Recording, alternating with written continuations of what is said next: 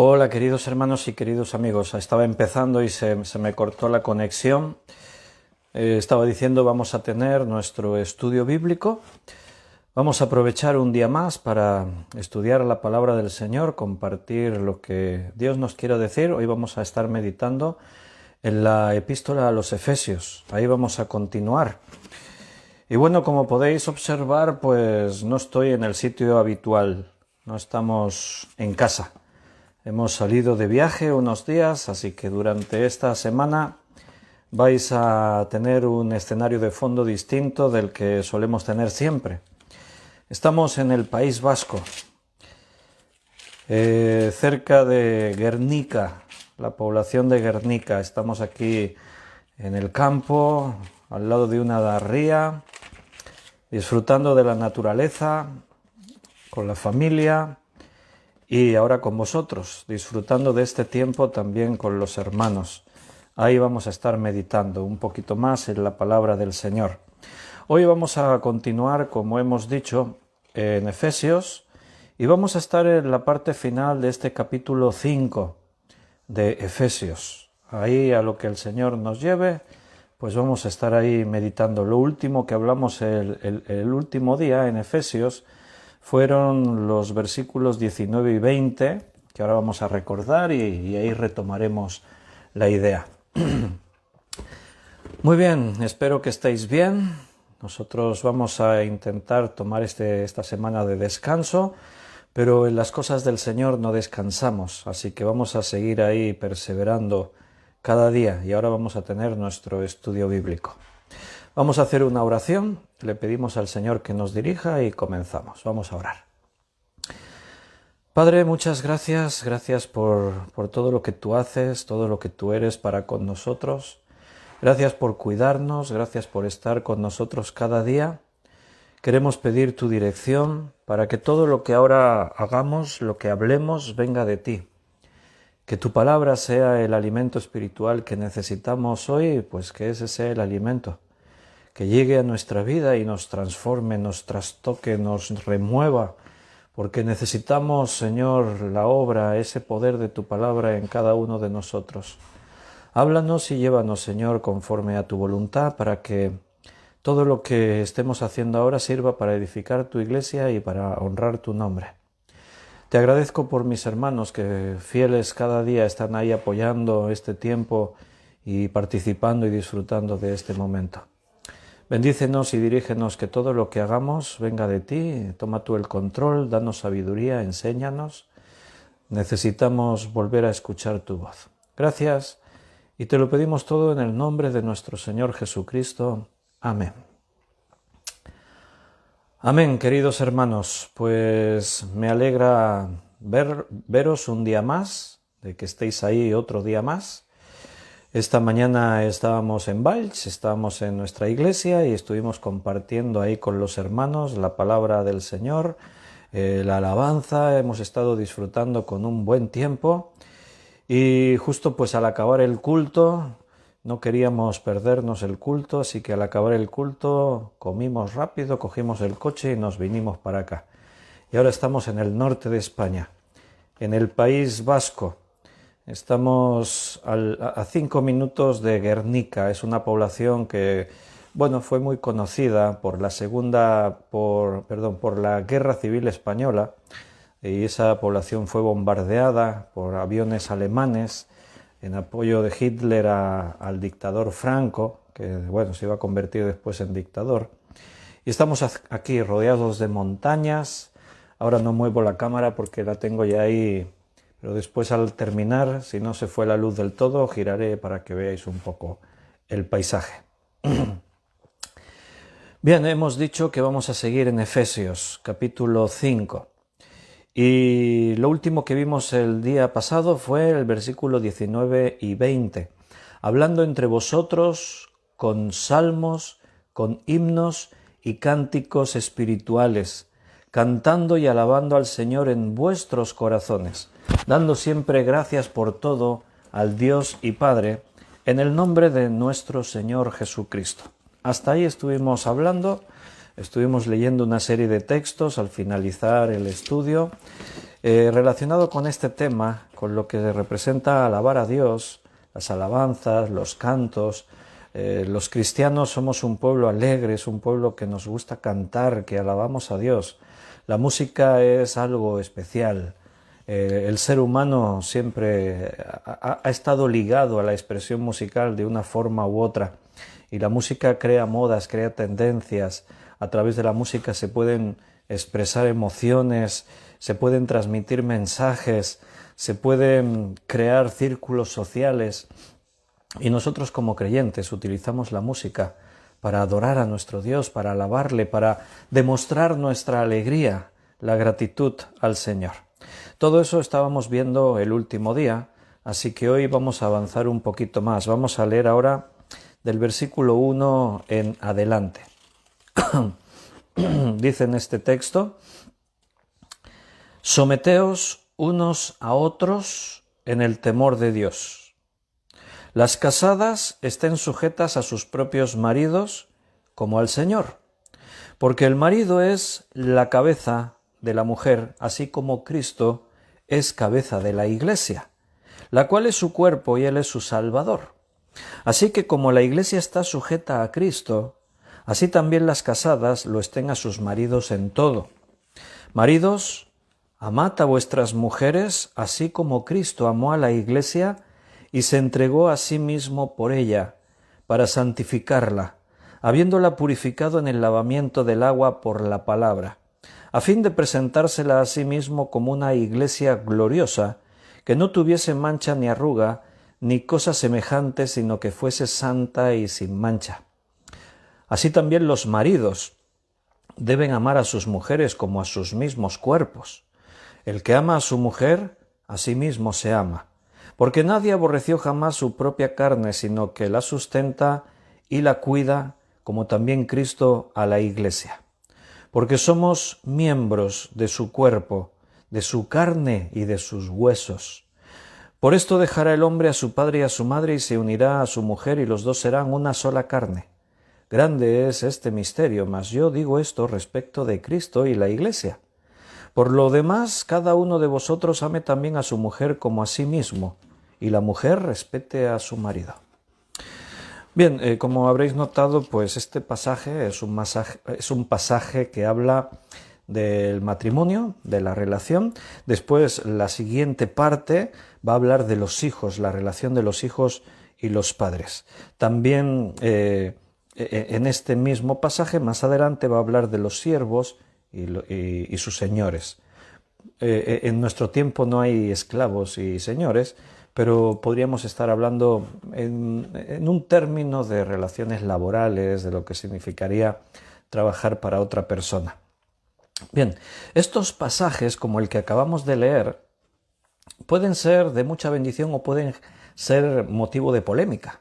Vivimos en un tiempo donde el concepto, como aquí hemos leído, de que la mujer se someta al hombre, al marido, resulta un poco extraño. Son ideas que una gran mayoría no entienden.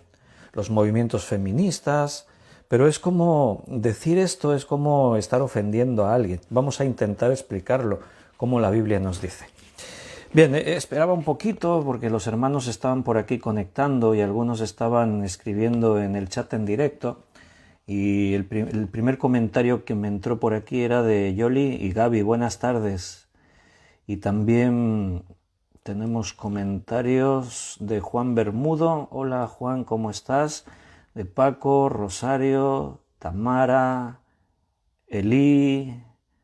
No sé si están todos juntos ahí, pero yo los saludo. Juan Vázquez, buenas tardes Juan, bienvenido. María Luisa, también veo tu mensaje. Buenas tardes, María Luisa, José Luis, buenas tardes, bienvenido, Carmen, hola, ¿cómo estáis? Me alegro veros a todos un día más. Bien, acabamos de leer ese pasaje de Efesios 5, 21 al 33. Quiero que te des cuenta de una cosa, estamos hablando de relaciones en la pareja, en el matrimonio, cómo tienen que ser, cómo tiene que funcionar. Cómo nos tenemos que tratar, el papel del hombre y el papel de la mujer. Antes estaba diciendo que según la forma de hablar, de leer este pasaje y de explicarlo, hay personas que no lo aceptan, se ofenden. Pero vamos a ver que aquí la Biblia no está tomando partido en favor de uno o de otro sexo. No está favoreciendo al hombre y perjudicando a la mujer, no, ni mucho menos. Sacando fuera de contexto cosas, pues claro, quizás sí. Porque hay mucha susceptibilidad en este mundo acerca de estos temas, de los temas de hombre y mujer. Y al final, los perjudicados son los mismos implicados, hombres y mujeres, esposos y mujeres y los hijos. ¿Por qué? Porque al final se distorsiona tanto esa relación de pareja, esa idea de una familia, se quiere distorsionar tanto, se quiere buscar la excusa de reclamar derechos, igualdad y cosas semejantes, pero al final lo que se está haciendo es destruir algo hermoso que Dios nos dejó, que ha sido el pilar de la sociedad en todo el mundo durante siglos, durante milenios, y que en estos últimos tiempos está en completa crisis. La familia está en una crisis total. Entonces, quiero que te fijes que el versículo 21 comienza diciendo: someteos unos a otros en el temor de Dios. Someteos unos a otros en el temor de Dios. Después sí, le va a decir a la mujer: sométete a tu marido. Al marido le va a decir otras cosas. Vamos a tratar de hablar de todo eso. Pero el texto ya comienza estableciendo una base. Someteos los unos a los otros. Pero ¿con qué criterio? ¿Con qué criterio yo me someto a ti y tú te sometes a mí? ¿Con qué criterio yo me someto a mi esposa o mi esposa se somete a mí? ¿Con cuál criterio? ¿Mi opinión? ¿Es mejor la opinión del hombre que la de la mujer? Si el marido dice esto es blanco y porque lo digo yo, la mujer se tiene que someter. Bueno, fíjate que el texto nos dice lo que necesitamos saber. Someteos los unos a los otros en el temor de Dios. No en mi propia sabiduría, no en mi propio razonamiento, no en mi intelecto. No, somos creyentes, somos cristianos. Y aquí también acaba de decir más adelante que Cristo es cabeza de la Iglesia, que todos estamos sometidos a Cristo, todos. Quiere decir, aquí se está hablando de un principio de autoridad. En otro pasaje, después vamos a ir leyendo textos, pero en otro pasaje dice que el Padre es cabeza de Cristo. Es muy interesante que diga eso la Biblia para poder argumentar lo que estamos tratando de ver aquí, que al decir que el hombre es cabeza de la mujer no quiere decir que es superior, que tiene más categoría o que él es el que manda y punto. No, no está diciendo eso. Porque seguramente ya sabéis que Dios y Cristo son iguales en todo, en autoridad, en atributos, en santidad, en amor, en poder, en todo. El Padre, Cristo y el Espíritu Santo, tres personas, pero las tres son uno, un solo Dios. Dios el Padre es Dios, el Hijo es Dios, el Espíritu Santo es Dios. O sea, no hay alguien más que el otro. Pero se establece un principio de orden o de autoridad porque Cristo, de las tres personas de la Trinidad, es quien se hizo hombre. Por lo tanto, cuando Cristo se hizo hombre, dependía del Padre, o sea, necesitaba al Padre. No era una relación de, bueno, ahora como te has hecho hombre, ahora mando yo.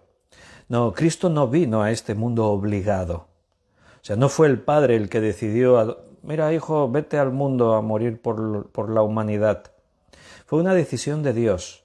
Y Dios en la eternidad era el Padre, era el Hijo y era el Espíritu Santo. O sea, Dios, el Dios que se manifiesta en tres personas distintas, Dios decidió ese plan de redención. Entonces Cristo es quien se ofrece, a Él no le obligan a venir. Pero al hacerse hombre, Cristo adquiere un papel dentro de la Trinidad en ese tiempo específico en el que Él se despoja de su gloria, de su honra, de su poder, de su divinidad y se hace hombre. Es un tiempo en el que, bueno, es un misterio cómo Dios puede quitarse esa parte divina y vivir como un hombre y morir como un hombre y sufrir como un hombre.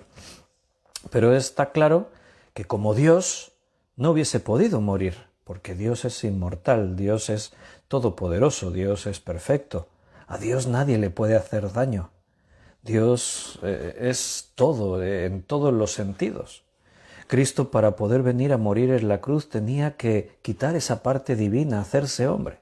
Entonces, cuando Cristo viene, Él tiene dependencia de Dios, o sea, necesita a Dios. Cuando tú lees los evangelios, verás que en alguna ocasión Cristo hace un milagro. En una ocasión dice que Cristo va a hacer un milagro y ora al Padre primero. Y le dice, Padre, concédeme ahora el hacer esto. Pero dice allí, y te pido esto para testimonio a ellos, porque yo sé que tú me concedes todas las cosas. O sea, la comunión entre Cristo y el Padre era perfecta, no tenía que ponerse a hacer una oración así, Padre, te pido que me des... No, estaban totalmente conectados, estaban unidos, el Espíritu Santo vino sobre Cristo, Cristo no estaba solo, tenía a Dios con él, el Padre, el Espíritu Santo. Pero lo que Él nos transmite es ese principio de dependencia. Cristo ahora necesita al Padre porque Él se ha hecho hombre. Y vino como hombre, como cualquiera de nosotros. Cristo era así de carne y hueso, como tú y como yo. Si se daba un golpe le dolía. Tenía que comer cada día. Cuando su cuerpo ya se deshidrataba tenía sed. Cristo no vino con ventaja como la divinidad, Él vino como un hombre para poder sufrir y morir por nosotros. Entonces, decir que el Padre es cabeza de Cristo no quiere decir que es superior, que es mejor, que Él manda, no quiere decir eso. Quiere decir que en ese principio de autoridad, Cristo necesita al Padre. Cuando dice que el marido es cabeza de la mujer, bien, recordemos algo, un principio, y es que todo esto no fue el diseño original de Dios. La posición del hombre y la posición de la mujer está tal como está hoy, a consecuencia del pecado que entra en el mundo. A consecuencia de ese pecado, ahora cada persona, hombre y mujer, vive y tiene que experimentar un rol particular. En el pecado, cuando Adán y Eva pecan, el pecado entra en el mundo y en ese momento el pecado afecta a toda la humanidad.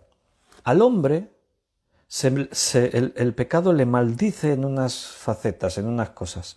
A la mujer, el pecado la maldice en otras formas, en otras facetas. Entonces, una de las maldiciones que cae sobre la mujer es, y con dolor darás a luz a tus hijos. O sea, quiere decir que antes de pecar, la mujer daba a luz y no experimentaba dolor. O sea, por lo tanto, la experiencia de dar a luz era de lo más placentero. Poder ver a tu hijo por primera vez, que tu hijo sale de tu vientre como madre y lo tienes en tus brazos, sin dolor, pues fíjate, ¿no? Era toda una experiencia tremenda. Lo es con dolor, pero el dolor está ahí, es una maldición a causa del pecado. Si no hubiese sido por el pecado, no habría dolor. Al hombre se le maldice y dice, y trabajarás la tierra con el sudor de tu frente. La tierra producirá espinos, producirá malas hierbas. Ahí está implícito todos los tiempos de sequía, los tiempos de catástrofes, inundaciones. La tierra es hostil, eso es lo que quiere decir. Esto maldice al hombre. Y en esas maldiciones que afectan a uno y afectan al otro, de pronto a la mujer se le dice que tu deseo será para con tu marido y él se enseñoreará de ti. Esto no es el diseño original de Dios. Dios no nos hizo así. Dios hizo al varón, al hombre, varón y hembra. Los hizo para que fuesen un complemento el uno del otro. Dios dijo, no es bueno que el hombre esté solo. O sea, el hombre nos crea como seres humanos con esa diferencia de lo que es un hombre y lo que es una mujer, para que no nos sintamos solos, para que nos complementemos, para que podamos en la relación de pareja encontrar la amistad, la intimidad, el amor, el placer. O sea, Dios nos creó para vivir una experiencia única, para experimentar una experiencia grandiosa. Claro, las relaciones, como otras muchas cosas en el mundo, quedaron rotas, trastornadas, sucias por el pecado. Pero en un principio no era así. Queda la esencia de lo que eso fue. Una esencia manchada, salpicada con el pecado, con la maldición de lo que representó todo eso. Entonces, en esa maldición se dice, y tu marido se enseñoreará sobre ti. ¿Qué quiere decir eso? Bueno, es lo que ha pasado a través de la historia de la humanidad. Hasta el día de hoy, las mujeres siguen reclamando igualdad de derechos, siguen protestando contra la violencia de los hombres, contra los abusos, etcétera, etcétera. Se cumplió la maldición, pero esto no era la idea de Dios. Dios creó un mundo donde todo era bueno en gran manera. El hombre y la mujer introdujeron el pecado en el mundo, y cuando el pecado entró en el mundo, todo quedó roto, manchado, trastornado, maldito. Entonces, a partir de ese momento, siempre ha existido la prepotencia del más fuerte. El más fuerte siempre se aprovecha del que es más débil. Pero eso no pasa solamente a nivel de sexos. Los hombres siempre han aprovechado su mayor fuerza física para tomar ventaja y aprovecharse y someter a la mujer, relegarla a un segundo plano, marginarla. Pero no solo pasa con las mujeres. Tú ya sabes, hay problemas raciales, por ejemplo. Los que son de una raza pueden marginar a los que son de otra raza. Los que son más fuertes pueden marginar a los más débiles. Aparecen conceptos, pero que tienen de fondo el mismo problema, como el bullying, por ejemplo. Son palabras que se utilizan en este tiempo, antes no existían, aunque existía ese abuso aún en el colegio de unos niños contra otros niños. Hoy en día se le llama bullying. ¿A qué? Bueno, a ese maltrato que se puede manifestar de diferentes maneras de unos niños, quienes los que tienen más fuerza, los que son más potentes, abusando de los más débiles, los más indefensos. O sea, no es un problema de sexos, es un problema de condición humana. El problema es que el hombre es egoísta, es malvado. El hombre por naturaleza tiene la maldad en su interior. La Biblia, Jesús dijo, no hay bueno ni uno. Entonces el hombre siempre va a utilizar su ventaja para aprovecharse de los demás. Y eso, claro, se trasladó a la relación hombre y mujer. Entonces, a lo largo de la historia siempre hemos podido ver eso. La reacción de la mujer ha sido lógica, natural. Si tú te sientes agredido, si tú te sientes atacado, si tú sientes que se están aprovechando de ti, pues vas a intentar defenderte, es totalmente natural. Y ahí es donde tenemos el problema. A veces en lugar de buscar el equilibrio y venir al centro, nos vamos a los extremos. En la Iglesia pasaba eso.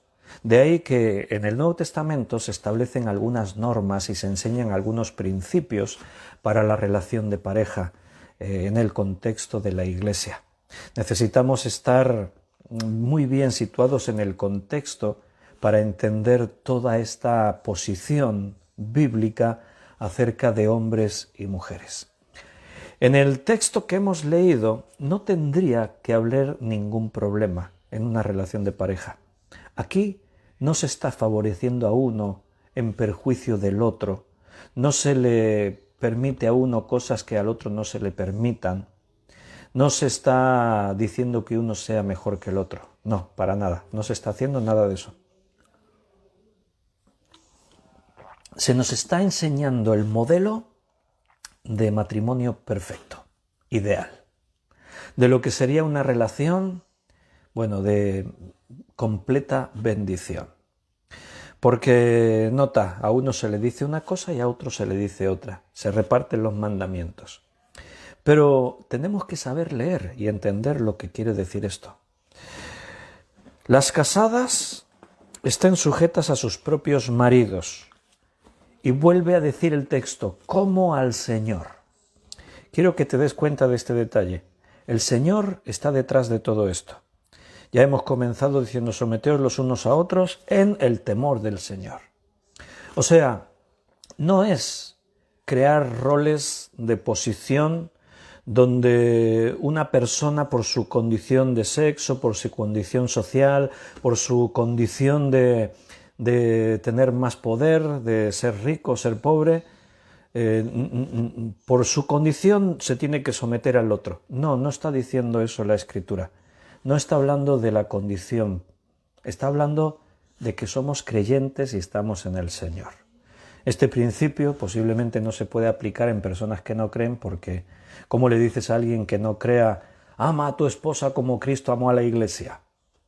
Él dirá, ¿y a mí qué me importa cómo Cristo amó a la iglesia? ¿De qué me hablas? O sea, en el mundo todo eso no tiene sentido.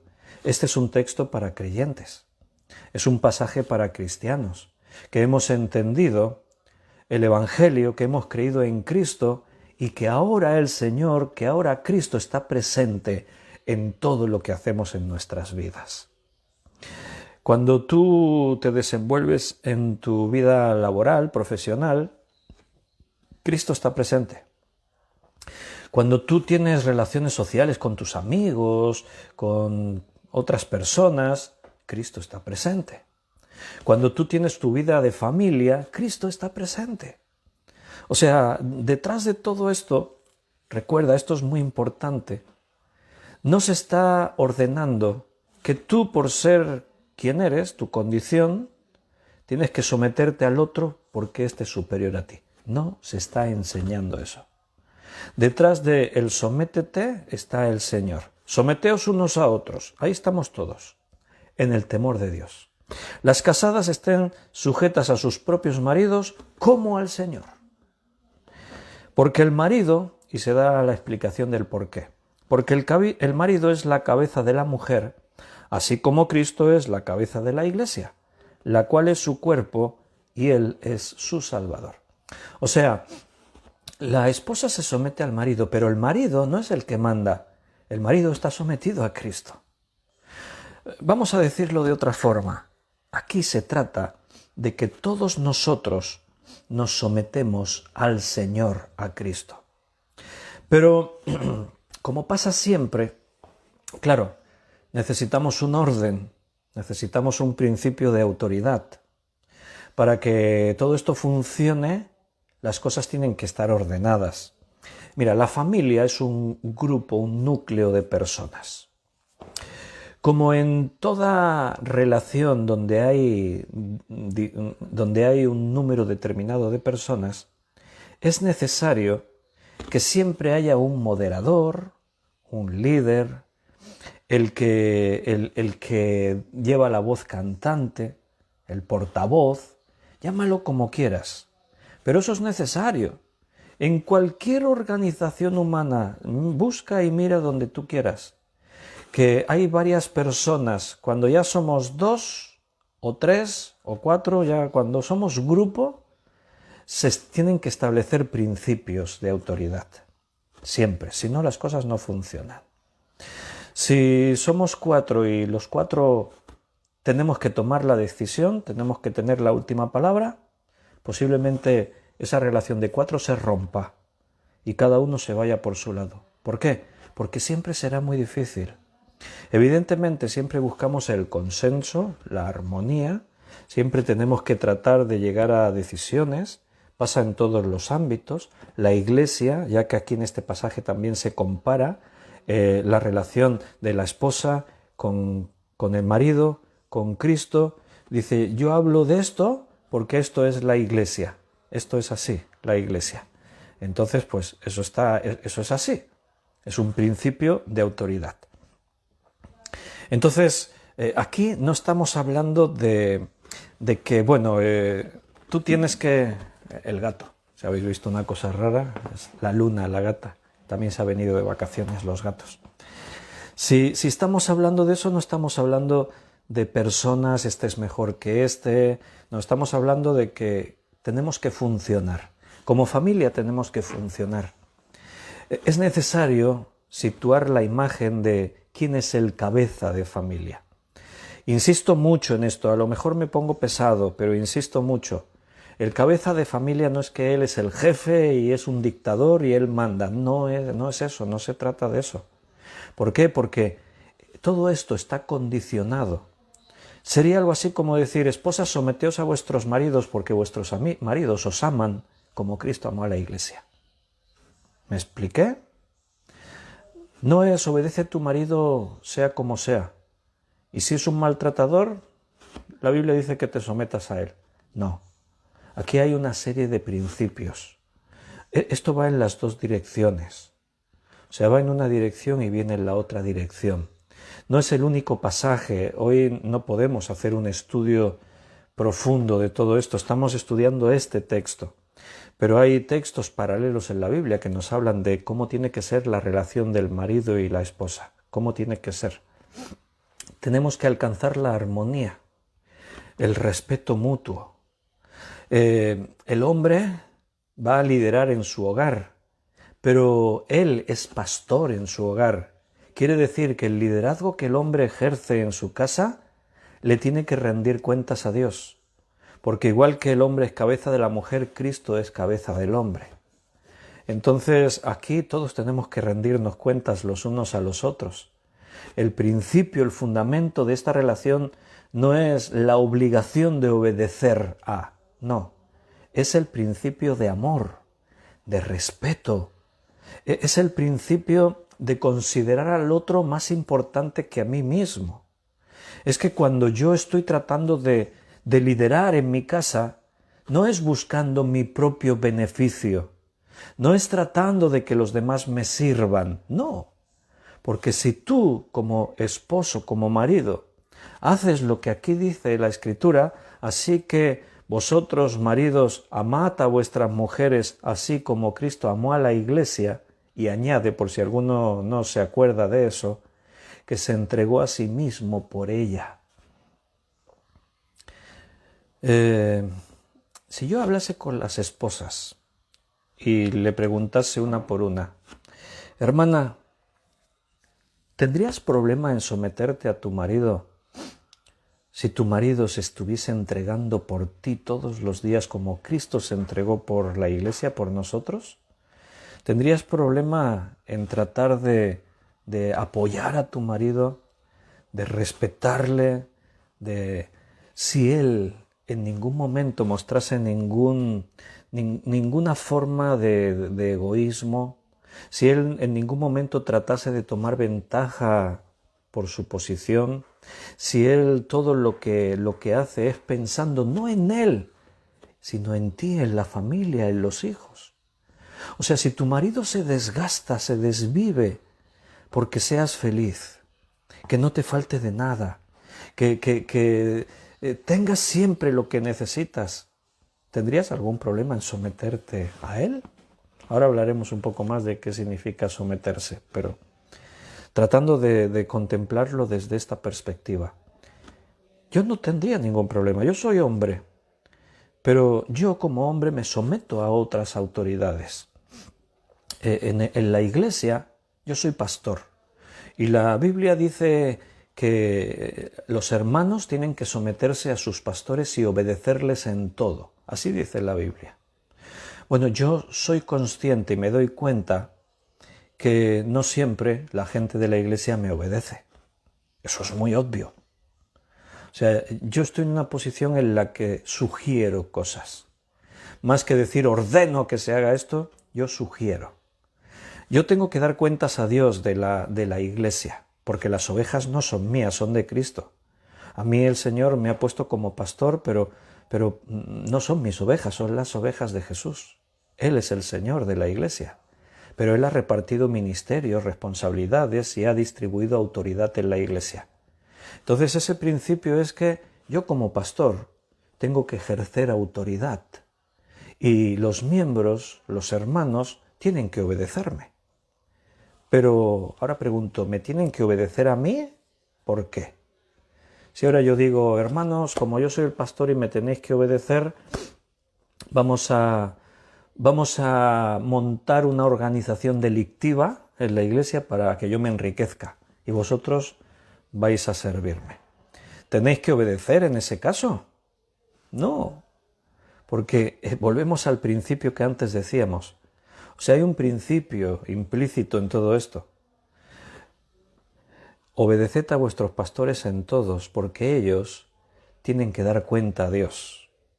O sea, si yo me fundamento en la Escritura, si yo trato de darme por mis hermanos, de buscar el bien de cada uno de ellos, si yo estoy ahí porque Dios me puso, entonces no es a mí quien me deben, es a Dios.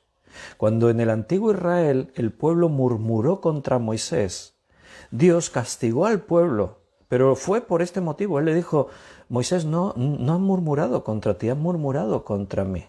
Cuando habló Dios con Aarón y María, le dijo, ¿no hablo yo acaso con mi siervo Moisés? ¿No soy yo quien le dice a Moisés lo que se tiene que hacer y lo que no se tiene que hacer? O sea, el obedecer al pastor no es al pastor, es a Dios. El que la esposa se somete a su marido no es que se somete a un hombre en sus propios criterios, es que se está sometiendo al orden que Dios ha establecido para el matrimonio. Dios estableció un orden para la iglesia, Dios ha establecido un orden en el matrimonio. Más adelante habla de la familia en cuanto a la relación padres e hijos. El orden de Dios está extendido en todo y tenemos que aprender a vivir en esa armonía, en ese orden, por nuestro propio bien. Claro, nuestro problema es que vivimos en un mundo maldito por el pecado, un mundo en el que por la suciedad, por todo lo malo que se ha hecho, vemos las cosas a través de ese prisma.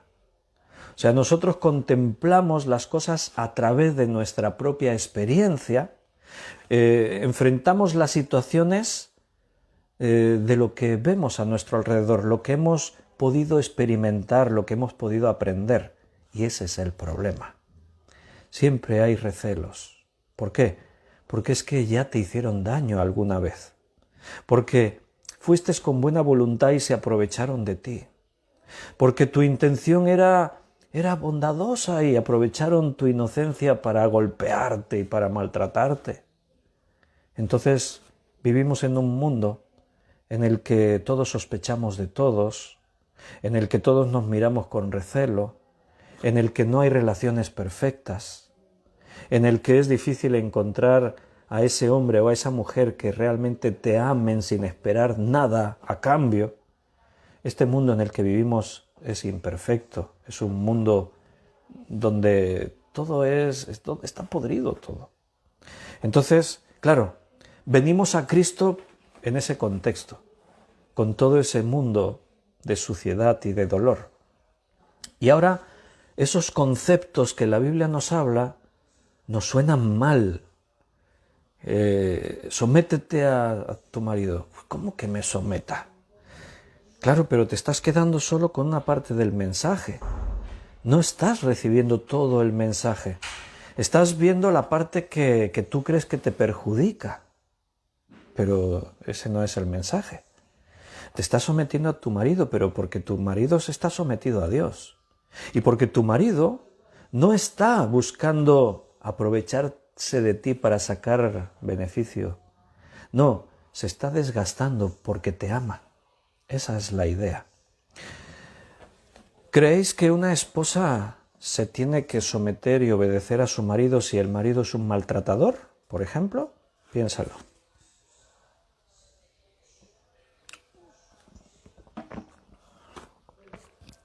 Si el marido es un delincuente y te quiere exigir hacer algo delictivo, ¿tienes que someterte a él?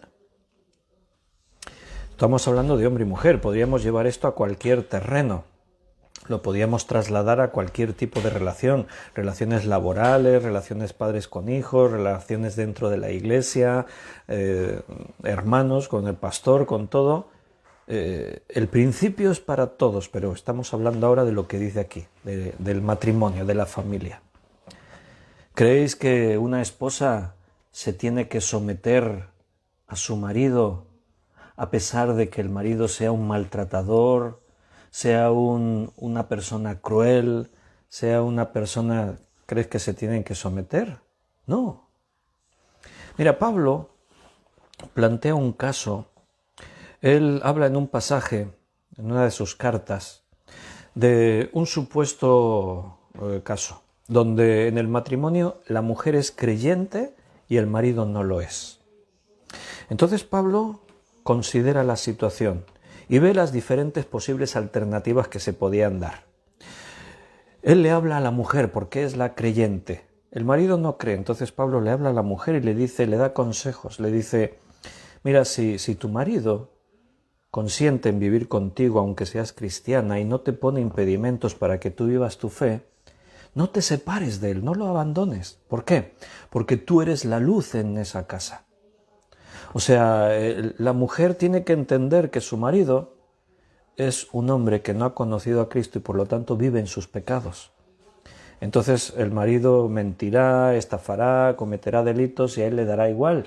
Y la mujer tendrá que convivir con eso porque el marido no cambió, es como es. Ella sí, ella ahora ve todo de diferente manera. Entonces la mujer podría decir, no, yo no puedo vivir con este hombre, pero Pablo dice, mira, si puedes, si te es posible, porque no te es un problema que te impida vivir tu fe, que sea alguien que te maltrate, cualquier historia, si puedes, vive con él, porque quizás así puedas ganar a tu marido para Cristo. Claro, ese es el objetivo. El objetivo no soy yo, el objetivo son los demás. Hemos sido llamados a darnos a los demás. Pero Pablo plantea en última instancia, si no puedes vivir con ese hombre, porque te hace imposible la vida, porque a paz nos llamó Dios, dice. O sea, el matrimonio no fue creado para ser una maldición en nuestras vidas. El matrimonio fue creado para que sea una bendición. No es bueno que el hombre esté solo. Dejará el hombre a su padre y a su madre. Aquí lo hemos leído en este pasaje, rememorando lo que se dijo allí en Génesis. Serán una sola carne. Nos complementamos. Nos sentimos amados. Evitamos la soledad.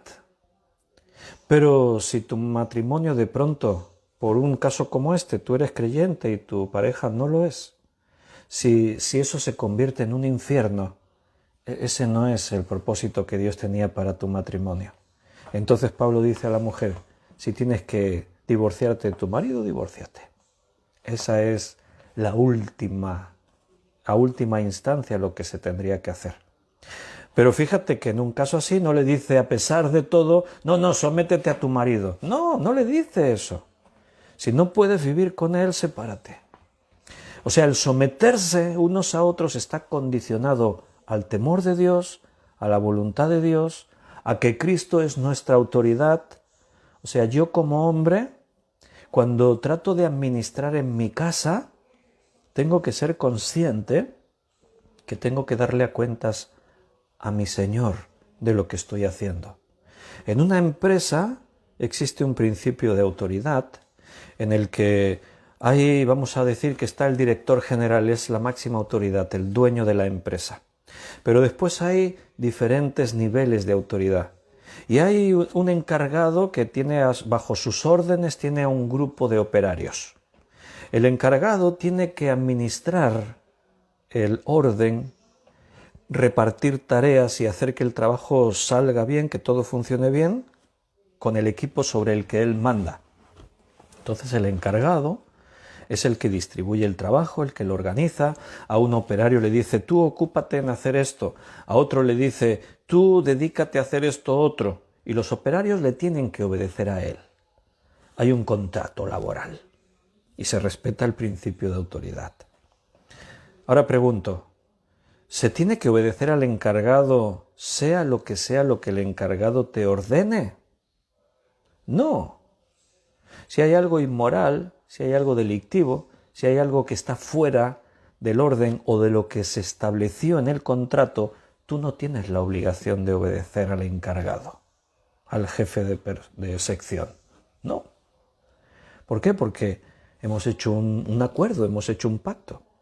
Y el encargado tiene que rendir cuentas a su superior de cómo trata a sus empleados, de cómo administra las cosas y de cómo hace que esto funcione.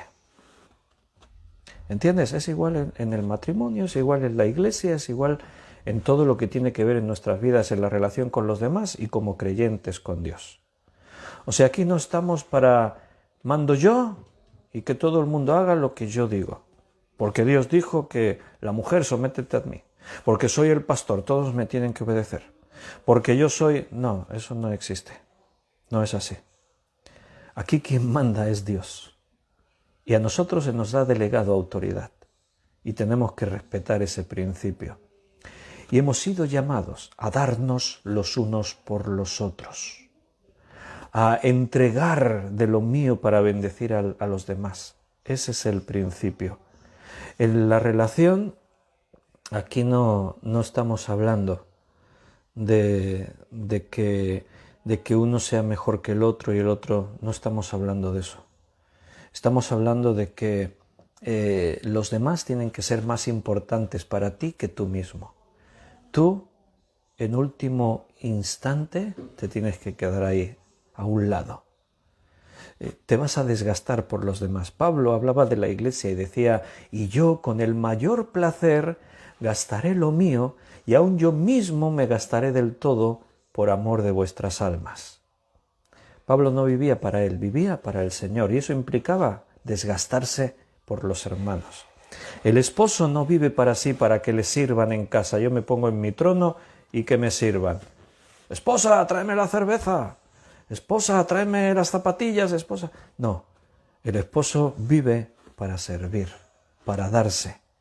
Y claro, la esposa de pronto, sin que él se lo pida, vendrá y le traerá las zapatillas. Y por ahí habrá unas feministas de estas que son así extremistas, ¿no?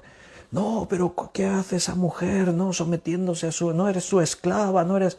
No, perdona, no estamos hablando de someternos en esclavitud, estamos hablando de amor.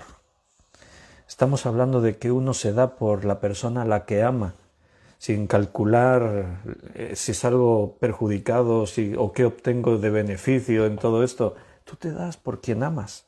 Y quien ama y actúa así, escúchame, es una persona libre. Está haciendo lo que él ha escogido hacer.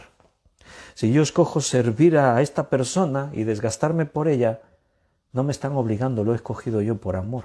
Si esta persona ha escogido servirme, darse por mí, esa persona es libre, lo está haciendo por amor por mí.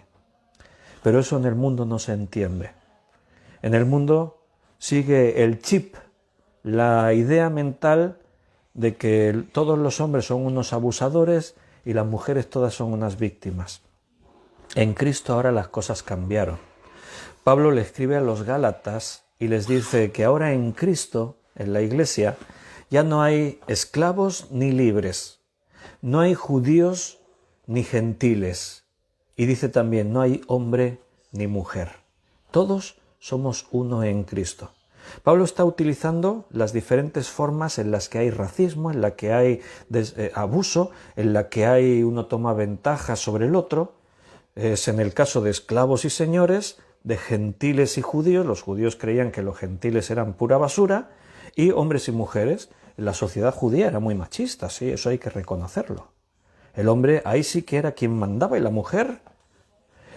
Moisés enseñó acerca del divorcio, precisamente por lo que yo antes os planteaba, que un matrimonio, por lo que sea, puede convertirse en un verdadero infierno. Y entonces la Biblia plantea que está permitido el divorcio, pero en casos de gravedad, cuando haya causas mayores, no por cualquier cosa, no nos llevamos bien, ha muerto nuestro primer amor, vamos a separarnos. No, es posible divorciarse, sí, la Biblia lo contempla. ¿Por qué? Porque no hemos sido llamados a vivir en una maldición constante. El matrimonio se diseñó para bendecirnos. Entonces Moisés enseñó que el marido, en casos especiales, escribiese una carta de divorcio a la mujer. En la carta se tenía que explicar el porqué. Casos de adulterio, de traiciones, cosas así, ¿no? ¿Pero qué pasó? Bueno, pues como en todas las cosas, el hombre interpreta a su propia manera la ley, interpreta bajo su propia conveniencia y a partir de ahí hace lo que le da la gana. Entonces por eso Jesús se puso más duro y tuvo que establecer principios. Porque ¿sabes lo que hacían los hombres judíos? Le escribían cartas de divorcio a su mujer por cualquier cosa. Ponían excusas como es que esta mujer no cocina bien, carta de divorcio, fuera, me busco otra. No, es que esta mujer no me gusta cómo limpia la casa, carta de divorcio, fuera. No, es que esta mujer ha envejecido, ya no es la jovencita que me enamoré de ella, carta de divorcio, fuera. No, Jesús dijo, no puede ser por eso. Tiene que haber motivos graves, importantes, como el adulterio, por ejemplo. Si no es por causas así, no se puede. O sea, Jesús defendía a las mujeres, Pablo defendía a las mujeres, Dios nunca ha hecho distinción de personas, ni en sexos, ni en clases sociales, ni por razas, ni por lenguas, ni por nada. Somos los hombres los que hemos hecho todo eso, los que hemos maldecido aquello hermoso que Dios creó. Y en las relaciones pasa exactamente igual. Bien, tratando de ir concretando, ¿qué significa entonces someterse en este contexto? Bueno, se trata de un principio de amor. Por amor, yo me doy, en este caso la mujer a su marido, pero por amor el marido se da a su mujer. Yo he escuchado a algunos hombres decir, las mujeres no se pueden quejar, ¿eh? El listón se le ha puesto más alto al hombre. Es al hombre al que se le dice, tienes que darte por tu mujer como Cristo se dio por la iglesia, tienes que amarla como Cristo amó a la iglesia. ¡Uf! Y algunos hombres dicen, eso es un desafío muy grande. Es que no estamos hablando de que uno tenga ventaja sobre el otro. Entended esto, mis hermanos, este es el principio del amor. Yo me doy por el otro se da por mí. Eso es lo que aquí dice. No dice que uno sea mejor que el otro, que uno manda y el otro obedece, que uno es más inteligente, que todo eso es lo que se saca fuera de contexto por culpa de este mundo que está bajo esa maldición del pecado. Si fuésemos capaces de hacer lo que la Biblia dice, seríamos bendecidos. Así también los maridos deben amar a sus mujeres como a sus mismos cuerpos. El que ama a su mujer a sí mismo se ama. ¿Notas? Si tú amas a tu mujer, el primer bendecido eres tú. Esposa, si tú te sometes a tu marido, la primera bendecida eres tú. Cuando estamos en el orden de Dios, Dios nos bendice. La familia será bendecida. ¿Es difícil? Claro que sí. Vivimos en un mundo complicado. Las cosas no son fáciles. Pero tenemos a Dios de nuestra parte. Ahora somos hijos de Dios. Quiere decir que en tu matrimonio Dios está presente. Tenemos que depender de Él. Que en tu familia Dios está presente. Dios nos va a ayudar en todo. Sé que son temas muy extensos y que pueden surgir muchísimas preguntas. Seguramente con el tiempo volveremos a hablar de todos estos temas porque son temas que según qué pasaje estudiamos vuelven a salir y tenemos que seguir creciendo también en las relaciones personales y también eso implica en las relaciones de pareja. Pero yo espero que hoy haya quedado este principio y explicado este pasaje, que no se trata de prioridades, de que uno sea más importante que otro, de que te se ordena que obedezcas sea cual sea la actitud y situación de tu pareja. No, el texto establece el principio de autoridad que se fundamenta en el amor. Queridos hermanos, lo vamos a dejar aquí. No me olvidé la jarra. Bueno, no sé si me la he olvidado. Belén fue la que preparó esas cosas. No sé, porque Gaby y Yoli me han visto bebiendo aquí de botella. Bueno, es que es té, es té verde con miel. Lo traía en el viaje y como no me lo bebí del todo, porque esto es medio litro, entonces me quedaba, digo, no me prepares infusión ni nada, que aquí me queda té, me bebo esto. Estáis en todo, ¿eh? Estabais ahí pendientes, mira, no se ha traído la jarra y bueno, no sé. Gracias por vuestras bendiciones. Y Carmen decía, me ha dicho un pajarito que estáis fresquitos, Bueno, no sé qué pajarito, yo antes lo dije al principio del estudio. Como alguno llegó un pelín tarde, pues no se enteró. Estamos en el País Vasco. Venga, ahora sí que os puedo enseñar. Aún es de día. Aunque sean las 10, en el País Vasco anochece un poquito más tarde que por Cataluña. A ver, ¿cómo lo veis? Mira, ahí hay caballos. Por allí, no sé si se alcanza a ver. Allí hay caballos, las montañas, tenemos flores por aquí, por allá. Hay una ría por ahí al lado, que viene el mar, viene por allí, se mete en las rías así hacia adentro. Estamos cerquita de Guernica, es un pueblecito cerca de Guernica y estamos ahí pues pasando unos días más fresquitos que en Tarragona, eso sí, un poquito más fresquitos, pero hace buena temperatura. Hemos llegado aquí creo que con 28, 29 grados, o sea, hace calorcito, solo que por la noche sí que refrescas más y se agradece. Pero ahí vamos a estar, ¿eh? Cada día viéndonos, cada día vamos a seguir perseverando en todas estas cosas. Así que, mis queridos hermanos, nos emplazamos para mañana, que es lunes. Mañana lunes seguiremos estudiando la palabra de Dios. A las 8 de la tarde nos vemos. ¿Os parece? Un fuerte abrazo a todos, que el Señor os cuide, que os bendiga y si Él lo permite, mañana nos volvemos a ver aquí. Hasta mañana. Un abrazo.